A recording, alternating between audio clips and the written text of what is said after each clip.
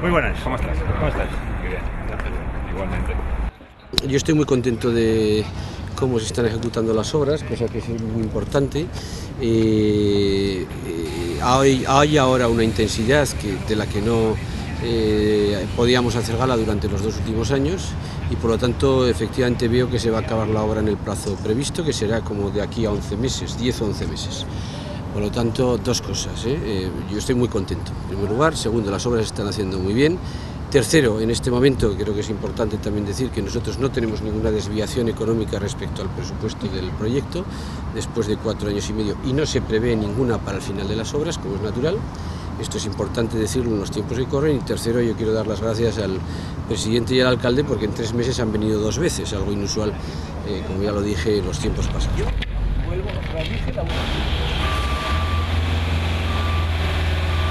Una visita propia del seguimiento de las obras, en el cual, como ven ustedes, es una inversión productiva altamente necesaria para generar riqueza en las Islas Baleares.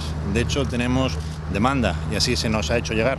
Y yo les puedo decir que a mí, a nivel personal, en las 2 últimas ferias de turismo donde estuve presente, y más en concreto en la última, en Fitur, donde estuve presente, ha sido una demanda por parte de distintos sectores, entre ellos el sector turístico, y nos permite posicionarnos en el calendario internacional del ámbito congresual, donde hasta la fecha Baleares no tenía cabida como consecuencia de la falta de capacidad para esos congresos de más de 1000 personas. En este caso, la capacidad de auditorium es en torno a las 2000 personas y el resto de las estancias y de las posibilidades nos permite precisamente posicionarnos dentro del calendario internacional de grandes congresos. Es una infraestructura, inversión productiva que genera puestos de trabajo, que genera riqueza de una manera inmediata y voy a repetir que permitirá, pues en este caso, también contribuir a la desestacionalidad que en este caso el Gobierno pretende con el estímulo, con el apoyo a este tipo de inversiones que son altamente productivas.